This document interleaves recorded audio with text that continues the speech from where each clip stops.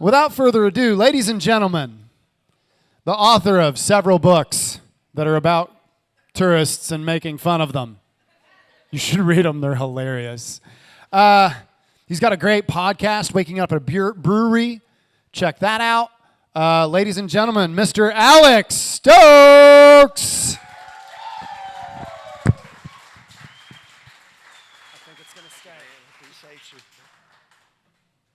How's everybody doing? Man, you guys are incredible. Let's give another round of applause for everybody. For Dave Fennell, what a great host tonight. Let's give another round of applause for Amanda Kroll. And another huge round of applause for Waylon Whiskey. And one more to the Barrel House and Gypsy for having us here tonight. What an incredible venue this is. It's kind of funny, though, because when comedians, most of them, when they decide to do a TV special, whether it's Netflix or Amazon, they go with a big theater or a big popular comedy club. But not me. I'm the fucking beer comedian. So it's pretty natural that I'd go with the cider house. So anyways, you're probably trying to figure out who I look like. So let's just get this shit out of the way. When my first book came out 8 years ago, it's called Messing with Tourists. They're conversations I have with drunk people in Gatlinburg, which is not a hard book to write, obviously. I looked a lot different than I do now, and especially on the cover of the book. And so I'd be doing a book signing in Gatlinburg, and guys from Alabama would walk by and be like, "Hey, man, anybody ever tell you look like Tim Tebow?" I was like, shit, no, that's cool, though. Tim Tebow's a good-looking guy. But then the book started selling really well, so I started eating better. A few months later, same kind of guys walk by and they're like, "Hey, man, anybody ever tell you look like if Tim Tebow had like an older, out-of-shape brother?" A couple months later, "You look like Alec Baldwin." This one lady was like, "You look like a fat Alec Baldwin." I'm like, that's the same fucking guy. What are you talking?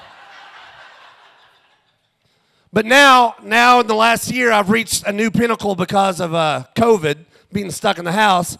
So apparently now I am the lead singer of Rascal Flatts. So fuck all you that clap that hard because I don't like it. Especially my wife. I saw that. She tried to hide that one. But it's great that we're all able to come out after COVID, right? It's awesome that we can all be here tonight. Might be the last one ever, but it's cool. We're here. Last year was a really weird year, obviously, for everybody, but especially as a comedian. I had a 60-city tour booked. I was like, I'm doing it, cross-country. Everything from L.A. to New York, I had it booked. And one night, it all got taken away. But luckily, I live in East Tennessee, so I was still able to book shows during COVID. But my tour went from L.A., Chicago, New York, to Rogersville, Wartburg, and Tazewell, because they didn't give a shit about anything. Matter of fact, I was doing a show in Rogersville the night that I found out I had COVID. No joke, this place, it was packed, even more people than this in a smaller room, and right in the middle of COVID. I'm 30 minutes into my show, I order a beer. I ordered an IPA, so they brought me a Corona, and it was in Rogersville, so I was like, I'll take it. So I'm talking, and I take a sip, and I'm like, shit, I can't taste that, I can't smell it, I've got COVID. I don't know what to do now. Do I just run out of here and on my way out, I got COVID, sorry, I gotta go. It's like, shit, how do you do this? And then I looked around the room, and I'm like, it's fucking Rogersville. They all probably have COVID right now. So I thought, I'm just gonna finish this one out. So I go home the next day, I get tested positive. They quarantine me for 14 days. So I'm in my bedroom for 14 days. That means no sex for 14 days. Which got dangerously close to my wife and I's record of 642 days. So close. But I am known as the beer comedian. That's what I'm known as. And thank you, whoever that was. Is everybody drinking, by the way? Good. And it's funny because I travel all over the country and I do shows in breweries, but I also do bars. And so traveling around, I've noticed the difference between the brewery guy and the bar guy. The bar guy will walk into a bar, drink 47 Bud Lights, throw some darts, hit on every woman in the entire place, go out to the parking lot, get in a fight with his best friend, hop in his truck, and drive home. That's the bar guy. The brewery guy, though, is a little bit different. He walks into a brewery and stops. And he scans the entire room looking for another guy wearing a Star Wars t-shirt and has a beard just like his. Because this is going to be his new best friend for the next 3 hours. Then they sit there together, drinking IPAs. They pet dogs and play Connect 4. Go outside, hop on a fucking scooter, ride to another one, start the whole shit over again.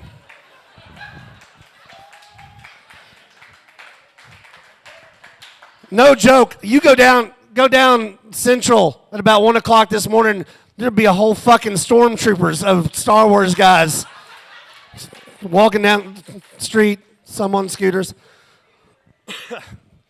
I also like the fact now that the breweries have moved to the very rural towns. Like Wartburg's got a great brewery out there. Madisonville, just very small towns are opening up craft breweries. It's really cool, but it's also kind of funny.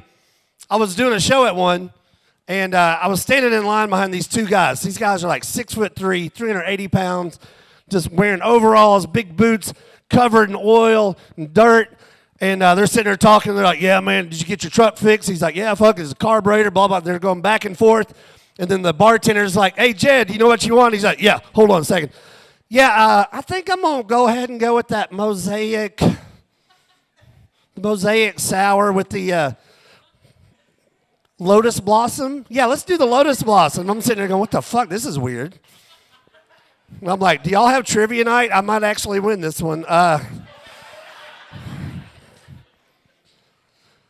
when I first started doing stand-up 12 years ago here in Knoxville, and Waylon will attest to this because it's probably him that did this, they labeled me as Knoxville's Metrosexual comic.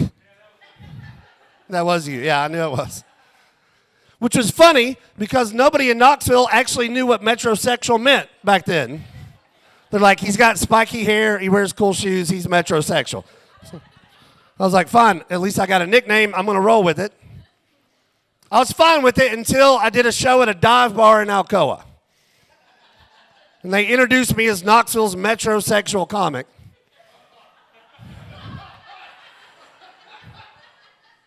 No joke, I walk off stage after I get done, and there's a guy literally like right here waiting on me, just looking at me. I was like, can I help you? He's like, yeah, man. So are you like almost gay? Or are you like super gay? I'm like, dude, first of all, that doesn't even make any fucking sense. Second of all, you just listened to me talk about my wife the entire time I was up there. I think it's pretty obvious that I'm almost gay. Not a big wiener guy. Besides that, though, I'm pretty much there. Then a couple years ago, I wrote a children's book about a bear in Gatlinburg. Anybody got a copy of The City Bear and the Smokies? My wife didn't even clap on that one. So I wrote a book about a bear. So right when it came out, I go on to Facebook and all the social media, and I ask all my friends to share my book. And everybody did such a great job. And then one of my really good friends, this guy is a pillar of the gay community. He has over 100,000 male followers on all of his social media. He's like, Alex, you want me to share your book? I was like, dude, that would be awesome. Thank you so much. Here's the problem. Instead of sharing a picture of my children's book, he dug deep down into my Facebook profile pictures, put a picture of me standing on the side of the road in New Mexico wearing a cowboy hat with my shirt unbuttoned during my Tebow days. No joke. In 2 hours, I had over 500 private messages from guys all over the world. Do you have any idea how many dick pics I had to send out that night?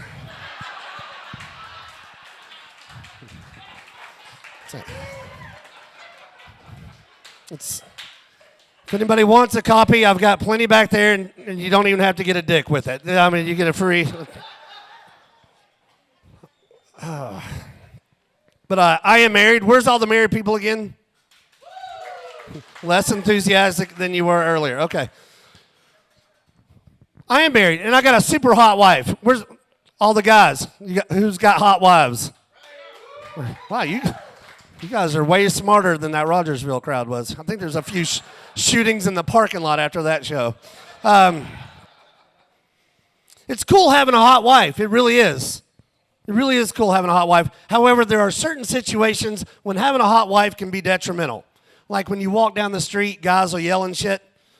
I was doing a show in Asheville, North Carolina. During the daytime, my wife and I were walking around shopping like we usually do. These two guys walk by. One of them yells out, "Nice ass." And I'd had enough. I turned around, I was like, "Yeah, say it again." He goes, "Ooh, nice ass and feisty." And it's the faux hawk. I can't do anything about it. But we'll be married 9 years in November. Yeah. The day before our wedding, my wife tells me, she's like, "Hey, we're going to have a lot of people at the wedding tomorrow. They're going to be taking a lot of pictures, so I need you to go lay in a tanning bed." I was like, "Well, I've never done that before. Is there anything I need to know before I lay in that thing?" She's like, "Yeah, just make sure you lay naked so you don't get awkward tan lines for the pictures." My first question was like, what the fuck kind of pictures are we taking? Because I've been married before, and I didn't have to do this. My second question was, if I do this, is like all of this just going to burn off? Like, is that how it works? She's like, "You're an idiot. Just go." So I get to the tanning bed place. I'm still nervous, so I asked the girl at the front counter. I'm like, "Hey, if I lay naked in that tanning bed, is like all of this just going to disintegrate?" And the girl just looked at me weird. She's like, "What? Room number 4," and just gives me a key. I'm like, shit. So I get in this little tiny room. I get naked, but I'm still nervous because I'm pretty sure the 12-year-old girl at the front counter knew nothing at all about dicks burning off. So I looked around the room for a penis protector. Yeah, they don't have those, by the way, guys. So I had to grab a sock. Unfortunately, on this day, I just happened to be wearing those no-show socks. Yeah, I know I can see some of you got the picture in your head like, "Oh, this is horrible." So I get in the bed. I got the sock on. I put the goggles on that they gave me. I'm in there for 3 minutes, and my ass is on fire.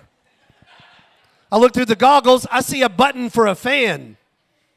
Well, this fucker had a turbo fan that blows from the feet. The next thing I saw was my sock flying over my head. So I panicked, and I jerked my head up. I hit my head on the top of the tanning bed. My goggles go flying off. I'm like, shit, this is going to be the worst emergency room visit of all time. Because when I get to the hospital, the nurse would be like, "All right, so what are your symptoms?" I'd be like, "Well, I can't see, and I burnt my wiener." And she'd go back to the doctor's lounge and be like, "Hey, guys, guess what? That's not a myth. I got a guy in room 104 who really did jerk off till he went blind. That shit's real."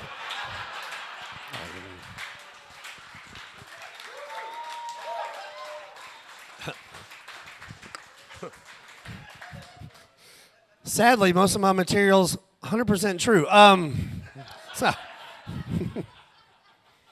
No, it's awesome. My wife is in vet school at UT. She decided to go back. It's impressive. I mean, they take 85 people each year to get in vet school at UT. She went back at the age of 34, got in first try. Mother of 4 kids. I mean, she's incredible. I will tell you, though, the very first day, this was 3 years ago, the very first day, they bring all the family in for orientation just to tell you what it's going to be like. I didn't know what it was going to be like. We get in there, they're like, yeah, your spouse or your son or your daughter is going to be in school every day from like 7 in the morning to 5 o'clock, minimum 5 hours of study, 7 days a week. And her family's all there, and they're all excited. Everybody's happy. And I'm just sitting there with this blank stare like, I'm not having sex again for 4 more years. I didn't know what to do. So it took me a few weeks to get adjusted, and then I figured out I got to get creative if I want to have sex now. So I went to PetSmart, and I bought one of those little lizards, the little cheap ones. I put it in a little box, tied a ribbon around it. Came home, and I was like, hey, honey, I know you're really busy studying and all, but look, I got you this little lizard. And I was thinking that maybe I could get a hand job or something would be great. And it worked.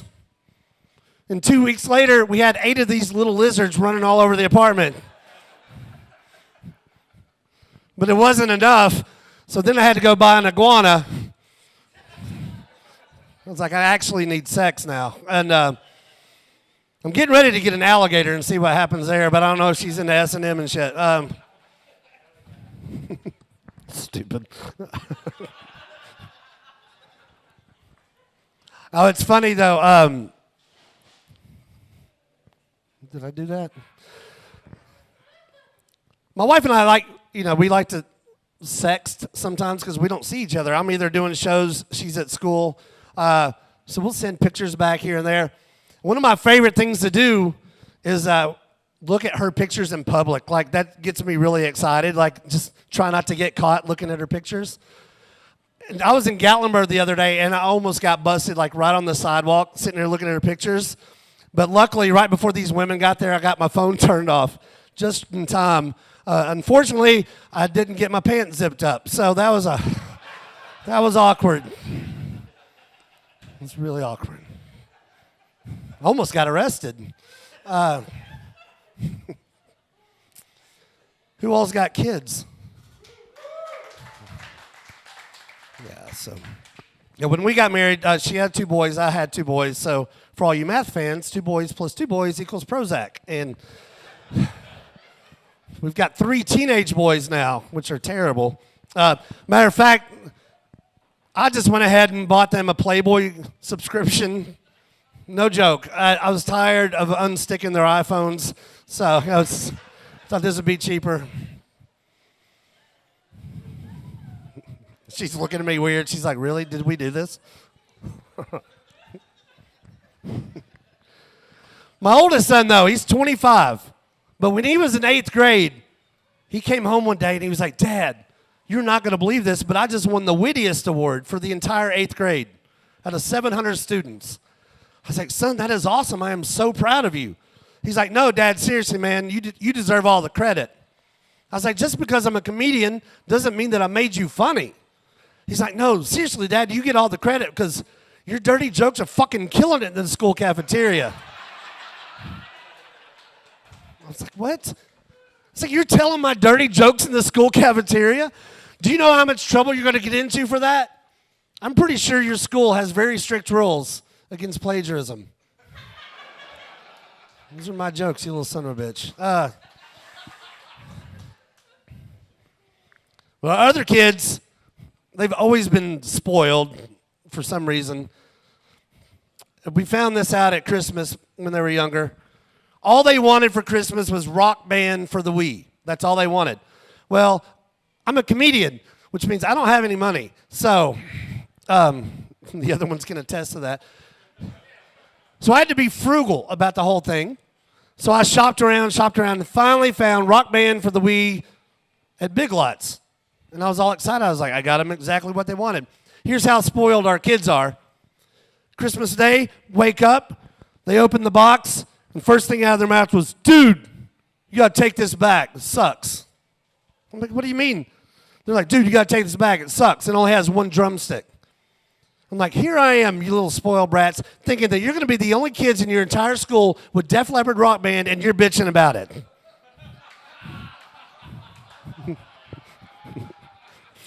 I've almost been beaten up at 3 bars. It was last year's national tour of Rogersville, Wartburg, and Tazewell. Big Def Leppard fan. So I teach stand-up comedy here at UT, and it's been about 4 years now. It's the only class in the entire country like it.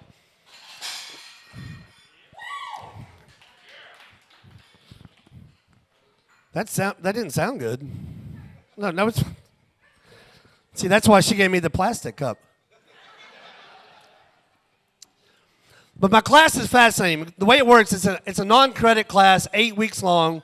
4 nights in a classroom, 4 nights they get to perform at different venues all over downtown Knoxville. It's usually a bar or a brewery.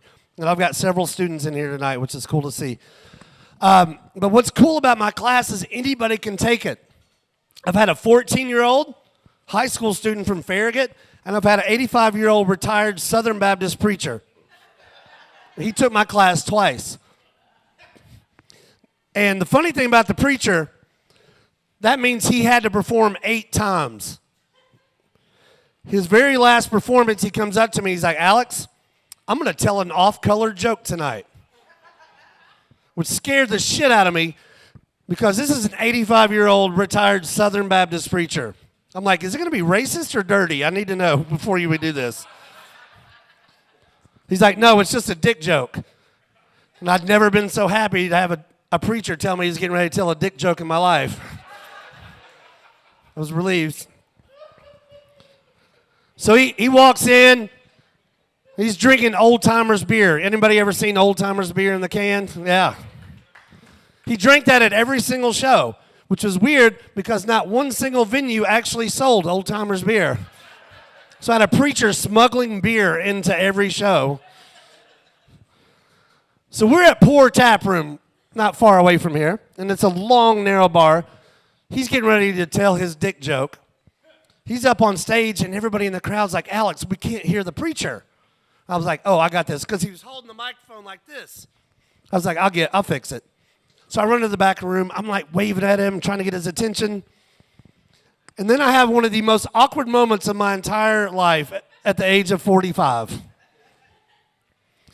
I've got an 85-year-old retired preacher telling a dick joke with the smuggled beer in a bar while I'm going. I was like, and it worked. And I was like, this is awkward. There's no punchline to that. That's just how it ended. And then 2 years ago. Now, most people that take my class don't actually want to be comedians. Most of them just want to be better speakers at work. Some want to be better writers. Some, it's just a bucket list thing. I think most of them just want to get away from their spouse every Tuesday for 8 weeks for $149. I think that's what it is. Which is why she keeps signing me up to teach it. And but every once in a while, I'll get somebody who's really dedicated and wants to be a comedian, and they want to learn, and they always want to go with me to all my shows, and it's really cool. But a couple years ago, I was doing a show in Tazewell. Does anybody ever go to Tazewell on purpose? Yeah, all right. So I was doing a show in Tazewell. And this show they had in Tazewell, the 10 comedians that had before me had all been on HBO, Comedy Central, you name it. And everybody was wondering how they were doing it, but they just paid a lot of money. That's how they did it. And so that morning I put on Facebook that I'm coming to Tazewell, I'm doing a show there. So my student texts me immediately. He's like, Alex, can I go with you tonight? I want to see what it's like to be a comedian out on the road. I'm going to fucking Tazewell, but okay, yeah, if you want to call that the road, we'll just do that for 40 minutes. He's like, I'll even drive you. I was like, cool. So he shows up, picks me up. He's got Evian water in like the console for me. I'm like, what kind of comedian do you think I am? I'm like, this is weird. Now I'm creeped out. I'm like, I don't think he's going to take me to Tazewell. I think I'm going somewhere else. So we get past Maynardville, and he asks me, he's like, Alex, so what are you going to talk about tonight at the show? And I was like, well, I usually start out with this thing about me being almost gay. He slams his brakes on, and we run off the road. Like, we're like skidding. I'm like, dude, what's your problem? He's like, you can't say that in Tazewell, man. They're going to beat the shit out of us. I was like, what? I've done this all over the country. Don't worry about it. We'll be fine. So now he's scared, and he's just not even talking to me. He's just driving to the venue.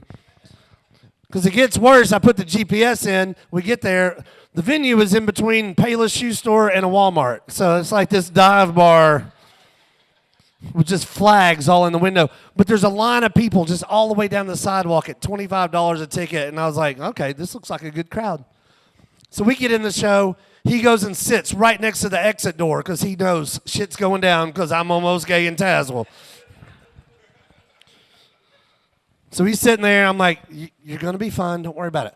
So I get up. I do the show. It's a great show. The crowd was amazing, just like you guys. Great show. I got 2 jokes left. I'm 55 minutes into my hour. 2 jokes left.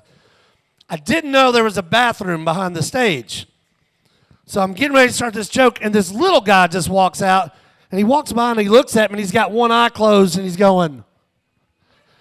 I'm like, shit, I can't let that go. I got to say something. So all I said was, dude, how drunk are you that you can't even keep both of your eyes open? That's all I said. The entire place loses their shit. People falling out of their chairs, tears coming down their eyes. I'm like, why are they laughing so hard? It wasn't that funny. And the guy gets back to the seat and turns around and goes, man, I only got one eye. And the first thing that popped in my head was, thank God he got the seat by the exit door. So now I'm like panicking. I'm like, what the hell am I going to... This has never happened to me in 11 years. I've never made fun of a one-eyed guy, and came back to bite me. And so then it hit me. I was like, wait, this is a prank. I'm at the end of my show. The whole place is just pranking me. So I asked these 2 girls in the front row. I was like, hey, does that little guy only got one eye? And they're like, yep, he only got one. I'm like, shit, okay, this is real. And so I turned my back. I'm like, I got tears running down. I was like, okay, we got to get out of this. Before I can say anything, the guy stands back up and goes, hey, I'm going to do you a favor. I'm going to go outside and smoke so you can finish the show. Is that cool? I was like, man, thank you so much. That was like the best thing ever. He goes outside. I think it might still be a prank, so all I said was, seriously, does that little fucker only got one eye? And all I could hear was the guy from outside go, hey, I might be half blind, but I ain't fucking deaf. I looked at my student, and I was like, let's go. Yeah. We get the hell out. We were in Maynardville in 3 minutes on that one. But the class is fascinating because my students are allowed to say whatever they want. Like, there's no censorship. You can say whatever you want. Well, last year, because of COVID, it got really weird because my first 4 classes got canceled. And then we tried to do one by Zoom. It didn't work. So finally, in October of last year, they're like, all right, we're going to you can have the class, but everybody has to wear a mask. I was like, all right, cool. So the first night, we're in the classroom. I've got 7 students. It's a smaller class because of COVID. And I've got 1 student who medically cannot wear a mask. So we're sitting there in the middle of class. Well, the director of UT walks into the classroom. He never comes to my class. He walks in immediately. He's like, that guy can't be here. You're going to either have to all leave or he has to leave. So they took him out. He left. Week 2 rolls around. I walk up to the classroom, and the director of UT is already sitting out there. And he looks exactly what you think a director or dean of UT would look like. Bow tie, like all the time. Always wearing a bow tie. So he's sitting there, and I'm like, what are you doing? He's like, I'm going to sit in and Zoom your class tonight, live stream it for your 1 student that can't watch it. And I was like, okay, but I'm just going to warn you, I can't control what my students say in here. Sometimes it gets weird. He's like, oh, no, don't worry, I've heard everything. I was like, I doubt it, but we're going to find out. So we get in there. The assignment was from week 1 to week 2 was to pick 1 topic, anything. It could be anything. And as a class, we're all going to write jokes together. So I get in there. The dean, the director, I keep saying dean, which I hope the real dean of the UT doesn't come after me. It's the director. So he's sitting over there videotaping. I've got my back to the class. I got my little chalkboard. I'm writing. I was like, all right, who wants to go first? And one of my students, who just might happen to be in the room tonight, this is what he came up with. He goes, I'll go first. I was like, all right, what's your topic? He goes, rim jobs. It's like, seriously, we went straight to rim jobs with the director here? Like, we couldn't have even started this out, like, nothing. I mean, blow jobs would have been better than, any job would have been better than this. And so I'm like, oh my God, everybody's wearing a mask. I look over at the director. He's shaking like this. I'm like, is he laughing or having a seizure? Because this doesn't, I don't know. And so I was like, you know what? This is my job. I got to keep going. I was like, all right, what's the first word you associate with rim jobs? And my student goes, my mom. And I'm like, oh, shit, this is going to get weird. So now that's what I've got written. And then it went to like Cleopatra. And like, I'm like, where is this going? Well, a couple minutes later, I got an older student in my class raises his hand. And I'm like, what do you want now? I was like, I don't even want to ask anybody any more questions at this point. He's like, yeah, I've been listening to this for like 10 minutes. I still don't know what a rim job is. I'm like, oh my God, please. Just stop. And then finally the director turns around. He goes, hey, he turns to that student. He goes, why don't you pull out your phone, go to Urban Dictionary and type in rim job and save us all the trouble. And I was like, thank you. That was a good idea. And I was like, all right, you do that. So a couple minutes go by. I've got my back to the class. Everybody's dying, laughing. I turn around. The older guy's falling out of his chair, and his seat's like up against the wall, and he's crying, laughing. I'm like, what's so funny? And he doesn't even respond to me. He turns right to the director of UT and goes, hey, Mr. Director man, why didn't you just tell me it meant eating ass? I was like, God, I had a really good run of teaching this class. And the one night he shows up, it all went to hell. So after the class, I go up to him. I'm like, hey, I am so sorry. It's like, I tried to tell you I can't control what my students say. He's like, Alex, I've been with UT for over 30 years, and that was by far the best night I've ever had on campus. I was like, phew. But it's even funnier because a couple weeks later, they had their first performance at Crafty Bastard. We're standing outside getting ready to start the show. I look out of the corner of my eye. Here comes the director wearing his bow tie. I'm like, what is he doing here? So I run over to him. I'm like, hey, you've never been to a show before. And he's like, yeah, I don't usually, get out much, but I really wanted to see how that rim job joke was coming along. I was like, there you go. So, the sad thing is my student doesn't even tell the rim job joke. I was like, I'm using it now. So I'm not going to tell you which one of my students it is. What's that? Y'all could have probably figured it out from looking at him anyways, all right? His parents came to his very first performance and were sitting 2 feet from him while he told that story. And his mom was involved with the rim job. And he's just looking at it. I'm like, that takes some balls right there. If this wasn't a non-credit course, he got an A+. But I do a lot of weird shows. I kind of refer to myself as the Nicolas Cage of comedy. Like, I will literally do any show. Anything.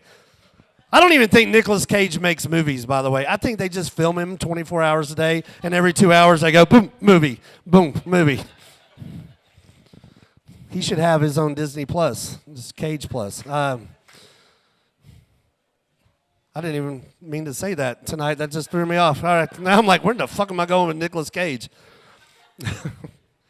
So one of my friends came up to me recently. He's like, Alex,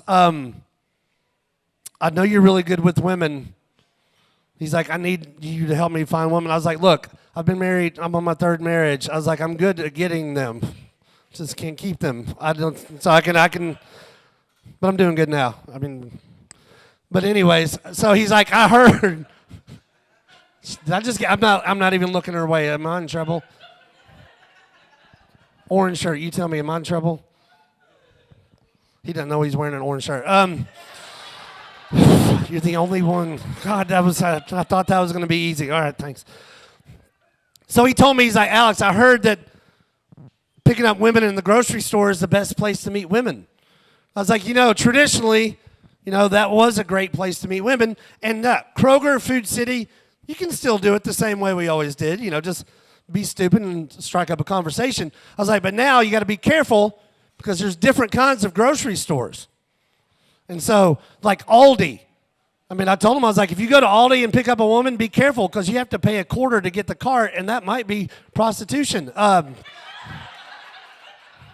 You got to be careful. And then you got Whole Foods and Earth Fare, which that's a whole different ballgame. I told him, I was like, look, you want to meet women at either one of those places, don't even go in the store. I said, just get a good bumper sticker. That's all you need. I said, look at the one I got. It just said STD and gluten-free. I was like, that's all it says. So, yeah, he's still having a hard time. Because he went to Publix, and I was like, I got nothing. I don't know. I have nothing for Publix. Speaking of grocery stores and being a comedian, and this one, I love telling this story because I get the weirdest, most awful looks from people. I'm sure it's not going to be any different tonight. Being a comedian, my brain, I was a stockbroker for 15 years before I started doing stand-up. The day I started doing stand-up, and Waylon will tell you this, Dave will tell you this, Amanda will tell you, your brain quits working as a normal person. Because now everything you see all the time, 24 hours a day, you're like, that could be a joke, that could be a joke, that could be a joke. Like I'm looking at the ceiling going, I could probably write something about that ceiling right now. That's just the way it goes. But a lot of times it goes way off in the wrong direction. Like where you don't want it to go and it gets really dark and weird. Here's an example. I was at the grocery store with my 3 teenage boys. But this was when they were in middle school. We're walking down the aisle. They start fighting over Pop-Tarts. Like they're fighting over Pop-Tarts. I gaze off into another dimension, and the first thing that popped in my head was, I wonder what it would be like if guys had to go to the grocery store to buy semen before they had sex. At least somebody laughed at that, because usually I get weird stares. But then my brain wouldn't stop. I was like, and what if, like, you had to buy it at the grocery store, like you buy laundry detergent, like 32 loads, 80 loads. That was a slow mover right there. I love this because I get so many weird reactions. And then what if the same companies that made the laundry detergent made the semen, and they made it based on what your situation was.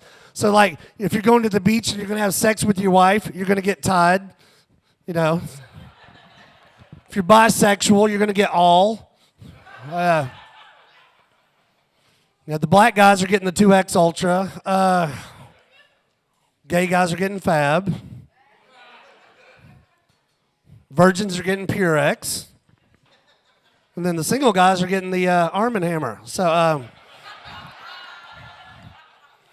and then I turned to the kids. I was like, just get some fucking Pop-Tarts. We got to leave. And that's how it goes. As a comedian, your brain is never normal. But so I spend a lot of time in Gatlinburg. If you follow me, you see that I'm in Gatlinburg 2 or 3 days a week sometimes. And my books are called Messing with Tourists. I've got 1 copy back there. I've got a lot of children's books because I have to keep those in with the dick pic guys. And that sounds weird to even say out loud. But the Messing with Tourists are conversations I have with drunk people in Gatlinburg. And most of them are clean. The most common questions we get in Gatlinburg are, hey man, what time they let the bears out? Or who turns on the fog in the mountains every morning? That's the 2. We get those all the time. The weirdest one I ever got was, hey, man, you guys got a problem with the bears mating with the deer around here?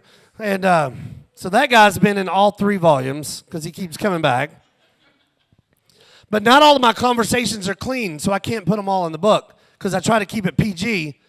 Because I had this woman one time was walking a dog, and I looked at her and I was like, hey, nice wiener dog. And she was all pretentious, got mad. She looked at me, she goes, it's not a wiener dog, it's a real Dachshund. I was like, lady, I know it's real. If I thought it was fake, I'd have been like, hey, nice dildo dog. But, so that one's not in the book. But there's a particular bar. There's a bar in Gatlinburg that I like to drink at. Me and my friend, he's a bartender in Gatlinburg.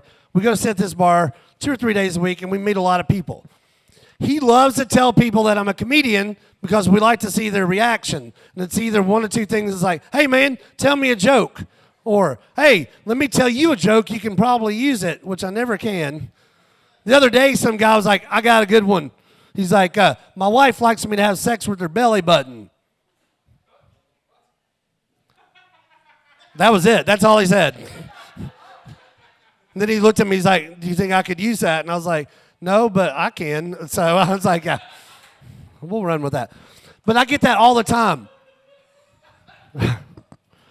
So a few weeks ago, we're in Gatlinburg. We're at their bar, and these 4 couples walk up, and they are redneck Florida. And I'm from Florida, but these are redneck Florida. Super redneck Florida. And they walk up, we start talking to them, and one of the guys goes, yeah, man, I own the biggest biker bar in Daytona Beach. He said, we get 5,000 people 3 times a year. And I was like, man, that's cool. And he was like, yeah, man, we got midgets, we got wrestling, and we got 2 titty shows a day. Like, he was excited about that. And so my friend chimes in, he's like, hey, you should book Alex. I'm like, dude, shut up. I don't think I want to do this one. These people are fucking weird. And before I could say anything, his even drunker friend stands up and goes, yeah, man, last year I got a blowjob on the Ferris wheel. And it wasn't even from my wife. And his wife's sitting right next to him. She goes, no, it wasn't me. And I'm like, who are you people? And how do you get to Gatlinburg? So then the other guy turns back to me and looks at me and goes, all right, man, so, like, if I did book you, like, what's your fee? How much you going to charge me for this? I was like, well, normally for a whole weekend like that for 5,000 people, I was like, you're looking at $3 or $4 grand. I was like, but I think in this case, I would just settle for an all-day wristband to the Ferris wheel. Sounds pretty good.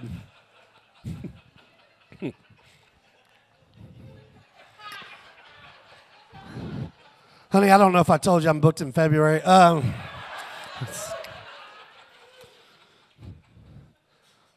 and then one night, in Gatlinburg, I was sitting there. My wife calls me, and she's in a panic. Complete panic, like losing her shit. I'm like, what is wrong? It was right after Christmas. I was like, what's wrong? She's like, it's the TV. You got to fix the TV. Now, we live in West Knoxville. I'm in Gatlinburg. I'm like, what's wrong with the TV? Rewind, Christmas Day, she gives me a 55-inch smart 4K whatever TV. I'm not a very technical person. So she had asked me, her and her parents were in town. They all went out. She's like, we're going to the dog park. Why don't you sit at home, have a couple beers, set up your new TV? I was like, all right, cool. So I did. I got Netflix, Hulu. I set all of it up by myself, and I was so proud. Fast forward a couple months. I'm in Gatlinburg. She's panicking. I'm like, what is wrong with the TV?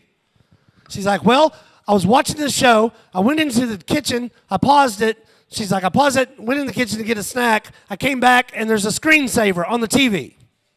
I'm like, so what's the big deal? She's like, your dick is all over our TV. There's like 84 tiny little boxes of your dick all over the TV.